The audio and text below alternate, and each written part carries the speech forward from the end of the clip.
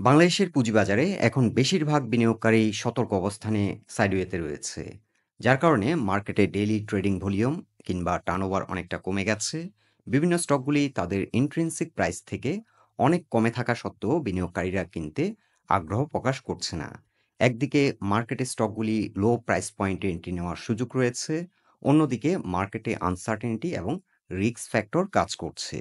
বর্তমান মার্কেটে যে চ্যালেঞ্জগুলো রয়েছে তার মধ্যে অন্যতম হলো ম্যাক্রো ইকোনমিক স্ট্রেস, মুদ্রাস্ফীতি এবং টাকার অবমূল্যায়ন এর জন্য বেশি দায়ী। সম্প্রতি অনেক বিদেশি বিনিয়োগ চলে গেছে টাকার অবমূল্যায়নের কারণে। দ্বিতীয় চ্যালেঞ্জটি হলো রাজনৈতিক অস্থিরতা এবং অনিশ্চয়তা।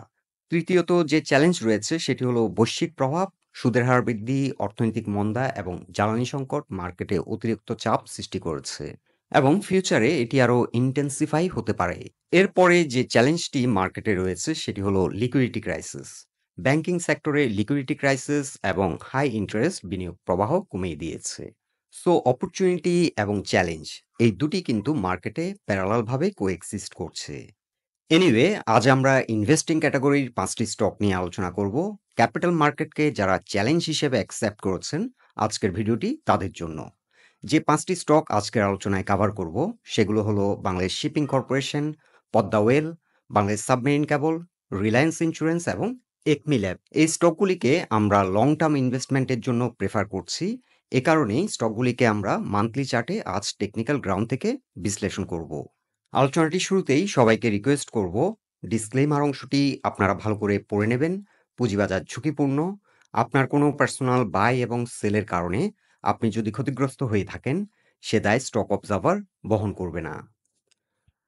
শুরুতেই আমরা শিপিং কর্পোরেশনের মান্থলি চার্ট নিয়েছি। এই চার্টে আমরা একটি সাপোর্ট পয়েন্ট মেনশন করেছি 83 প্রাইস পয়েন্টে। এটি একটি স্ট্রং সাপোর্ট। এই জোনটিতে সেল প্রেশার অনেকটা কমে গেছে এবং এখান থেকে ইউটার্ন নিচ্ছে। আজকের দিন শেষে 90.7 এ ক্লোজ হয়েছে। বিএসসি নিয়ে রিসেন্টলি আমরা একটি আপডেট দিয়েছিলাম, চাইলে সেই ভিডিওটিও দেখতে পারেন। সেখানে ফান্ডামেন্টাল কিছু দিক নিয়ে আমরা আলোচনা করেছি। আর এই চার্টটিতে আমরা একটি কি রেজিস্ট্যান্স মেনশন করেছি 110। এই রেজিস্ট্যান্সটি আসলে একসময় সাপোর্ট ছিল, কিন্তু এই সাপোর্টটি ভেঙে যাওয়ার কারণে এটি এখন রেজিস্ট্যান্সে পরিণত হয়েছে। বর্তমানে মান্থলি চার্টে এটি 20 এবং 50 এক্সপোনেনশিয়াল মুভিং অ্যাভারেজের নিচে নেমে যাওয়ার কারণে এই স্টকটি অনেকটা স্লো হয়ে আছে। তবে উইকলি চার্টে এবং ডেইলি চার্টে 20 এবং 50 এক্সপোনেনশিয়াল মুভিং অ্যাভারেজের উপর ঘুরে দাঁড়িয়েছে, যার কারণে কিছুটা মোমেন্টাম পাচ্ছে আর ভলিউমও গ্র্যাজুয়ালি বৃদ্ধি পাচ্ছে। এই স্টকটি ইনভেস্টিং এর জন্য খুব ভালো মানের একটি স্টক। বর্তমান পি রেশিও হলো 3.62। ডিভিডেন্ড পে করেছিল last year 25%। Dividend yield last year 2.45% ছিল। আর বর্তমান নেট অ্যাসেট ভ্যালু এই কোম্পানিটির 101.97 টাকা। বিএসসির জন্য আমরা একটি লং টার্ম টার্গেট সেট করেছি 275। তবে চাইলে 135 থেকে 150 এই জোনটিতে একবার প্রফিট টেক করতে পারেন, কারণ এখানে প্রাইস পয়েন্ট লেভেলে রেজিস্ট্যান্স রয়েছে এবং ভালো একটা সেল প্রেশার এই জোনটিতে ফেস করবে। ইন শর্ট, ইনভেস্টিং এর জন্য বিএসসি একটি ভালো মানের স্টক। এই স্টকটিতে চাইলে গ্র্যাজুয়ালি ডলার কস্ট অ্যাভারেজের মাধ্যমে এন্ট্রি নেওয়া যেতে পারে। বর্তমানে চ্যালেঞ্জ রয়েছে 110 এ। এই জোনটিতে ভালো একটা সেল প্রেশার ফেস করবে এবং এই সেল প্রেশার অ্যাবজর্ব করে যদি ঘুরে দাঁড়াতে পারে, technically BSc up trend create করবে এবং বিএসসি বর্তমানে থার্ড ওয়েভ রান করছে। আমরা আশা করছি থার্ড ওয়েভ আপ টু 275 পর্যন্ত রান করবে। এখন আমরা মান্থলি চার্টে দেখে নেব পদ্মা ওয়েলের অবস্থান। পদ্মা ওয়েলের জন্য আমরা যে সাপোর্ট লাইনটি ড্র করেছি সেটি হলো প্রাইস পয়েন্ট লেভেল 183.8 এ। এখানে Padma well double bottom pattern form করলো এবং এই জোন থেকে সাপোর্ট নিয়ে এখন ঘুরে দাঁড়ানোর চেষ্টা করছে। পদ্মা ওয়েলের জন্য আমরা একটি কি রেজিস্ট্যান্স লাইন ড্র করেছি, এটি হলো প্রাইস পয়েন্ট লেভেল 255। এই জোন থেকে কিন্তু পরপর 3বার রিজেক্ট হয়েছে। আর রিসেন্টলি যে পয়েন্ট থেকে রিজেক্ট হয়েছে সেটি হলো প্রাইস পয়েন্ট লেভেল 225। এই জোন থেকে রিজেক্ট হয়ে এটি সাপোর্ট নিয়েছে 183 লেভেলে। পদ্মা ওয়েলও ইনভেস্টিং এর জন্য একটি ভালো মানের stock. Current P ratio 3.65। Last year তারা ডিভিডেন্ড পে করেছিল 140%। ডিভিডেন্ড ইল্ড ছিল 7.47% আর net asset value per share 231.56 টাকা। সো ইনভেস্টিং এর জন্য এটি ভালো মানের একটি স্টক। এখন চাইলে ডলার কস্ট অ্যাভারেজের মাধ্যমে এন্ট্রি নেওয়া যেতে পারে। আর আমরা যে টার্গেটটি সেট করেছি এটি লং টার্ম টার্গেট 340। তবে চাইলে 250 রেঞ্জে একবার প্রফিট টেক করতে পারেন। এই জোনটিতে সিগনিফিক্যান্ট সেল প্রেশার আসবে। পদ্মা ওয়েলের ক্ষেত্রে আমরা আরো একটি প্যাটার্ন ড্র করেছি। এটাকে বলা হয় inverse head and shoulder pattern. এই প্যাটার্নটি ব্রেকআউট হবে 225 লেভেলে। সো এই জোনটি কিছুটা চ্যালেঞ্জিং এবং কিছুটা সময় নিতে পারে।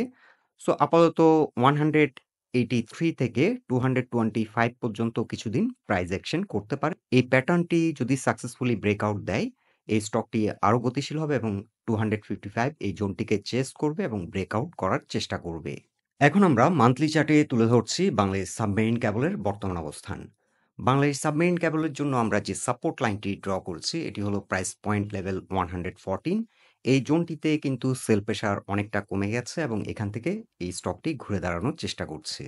আজকের দিন শেষে 123.5 এ ক্লোজ হয়েছে। স্টকটির জন্য আমরা কি রেজিস্ট্যান্স লাইন ড্র করেছি 225। এই জোনটি থেকে লাস্ট টাইম রিজেক্ট হয়ে গেছিল। এছাড়া 201 ও কিন্তু আমরা একটি রেজিস্ট্যান্স লাইন ড্র করেছি। আমরা একটি প্যাটার্ন আইডেন্টিফাই করেছি। এটাকে ব্যাড প্যাটার্ন বলা হয়। এই প্যাটার্নটি যদি ফলো করে সেক্ষেত্রে 201 পর্যন্ত একটা শর্ট টার্ম টার্গেট হতে পারে এবং এই জোনে চাইলে প্রফিট টেক করা যেতে পারে। তবে লং টার্ম টার্গেট সেট করেছি আমরা 290। বাংলাদেশ সাবমেরিন কেবল ইনভেস্টিং এর জন্য একটি ভালো stock. Current P ratio 11.83। Last year dividend pay করেছিল 40%। ডিভিডেন্ড ইল্ড ছিল 3.24%। আর বর্তমান নেট অ্যাসেট ভ্যালু 93.06 টাকা। বাংলাদেশ সাবমেরিন কেবল এখন যথেষ্ট আন্ডার রেটে রয়েছে। চাইলে ডলার কস্ট অ্যাভারেজের মাধ্যমে এন্ট্রি নেওয়া যেতে পারে। এই স্টকটিতে যদি গ্র্যাজুয়ালি এন্ট্রি নেওয়া হয় এক্ষেত্রে ক্যাপিটাল গেইনের পাশাপাশি ভালো একটা ডিভিডেন্ড গেইনও আশা করা যায়। এখন আমরা মান্থলি চার্টে আপডেট দিচ্ছি রিলায়েন্স ইন্স্যুরেন্স নিয়ে। রিলায়েন্সের জন্য যে সাপোর্ট লাইনটি আমরা ড্র করেছি এটি হলো 54.5।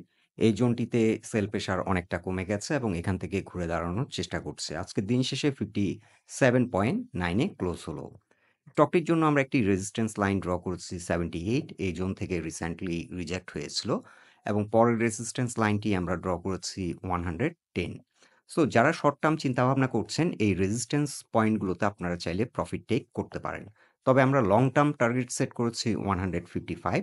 আমরা আশা করছি এবিসি যে প্যাটার্নটি আমরা এখানে দেখতে পাচ্ছি সি মুভটি আপ টু 155 পর্যন্ত হতে পারে। আর এই স্টকটিও লং টার্ম ইনভেস্টমেন্টের জন্য একটি ভালো মানের স্টক। Current P ratio 6.29। গত বছর ডিভিডেন্ড পে করেছে 30%। ডিভিডেন্ড ইল্ড ছিল 3.68%। আর বর্তমান net asset value per share হলো 66.85 টাকা। জেনারেল ইন্স্যুরেন্স সেক্টরে এটি একটি ভালো মানের স্টক। বর্তমান প্রাইস পয়েন্টে যদি গ্র্যাজুয়ালি ডলার কস্ট অ্যাভারেজের মাধ্যমে কালেক্ট করা হয় সেক্ষেত্রে ভালো একটা ডিভিডেন্ড গেইনের পাশাপাশি ভালো ক্যাপিটাল গেইনও হতে পারে। এখন আমরা মান্থলি চার্টে একমি ল্যাবের যে সাপোর্ট পয়েন্টটি ড্র করেছি এটি হলো প্রাইস পয়েন্ট লেভেল 70.5। এই জোনটিতে যথেষ্ট পরিমাণ লিকুইডেশন হয়েছে এবং সেল প্রেশার অনেকটা কমে গেছে। আজকের দিন শেষে 70.9 এ ক্লোজ হলো। এছাড়া একমি ল্যাবের ক্ষেত্রে আমরা একটি ট্রেন লাইন রেজিস্ট্যান্স ড্র করেছি। এটি প্রাইস পয়েন্ট লেভেল 88 থেকে 90 লেভেলে হতে পারে এবং এই ট্রেন লাইনটি যদি সাকসেসফুলি ব্রেকআউট দিতে সক্ষম হয় সেক্ষেত্রে একমি ল্যাবে ভালো একটা প্রাইস অ্যাকশন আমরা দেখতে পাবো। এছাড়া প্রাইস পয়েন্ট লেভেলে একটি রেজিস্ট্যান্স আমরা ড্র করেছি 117। আর একটি রেজিস্ট্যান্স আমরা ড্র করেছি 135। তবে 35 হলো একটি চ্যালেঞ্জিং জোন। এই জোনে হিউজ ভলিউম স্টাক হয়ে আছে এবং এখানে একটা সিগনিফিক্যান্ট সেল প্রেশার ফেস করবে। একমি ল্যাবের কারেন্ট পি রেশিও হলো 6.87। গত বছর ডিভিডেন্ড পে করেছিল 35%। ডিভিডেন্ড ইল্ড ছিল 5.11%। আর বর্তমান net asset value per share হলো 118.39 টাকা। একমি ল্যাবের ক্ষেত্রে আমরা লং টার্ম টার্গেট সেট করেছি 180। তবে যে রেজিস্ট্যান্স পয়েন্টগুলো আমরা মেনশন করেছি এই রেজিস্ট্যান্স পয়েন্টগুলোতে প্রফিট টেক করা যেতে পারে। বন্ধুরা এই 5টি স্টক নিয়ে এটাই ছিল আমাদের অবজারভেশন। এই স্টকগুলি সম্পর্কে আপনারা আপনাদের মতামতগুলো আমাদেরকে কমেন্ট বক্সে জানাবেন। সবাই সুস্থ থাকুন, ভালো থাকুন। আজকের মতো এখানেই বিদায় নিচ্ছি।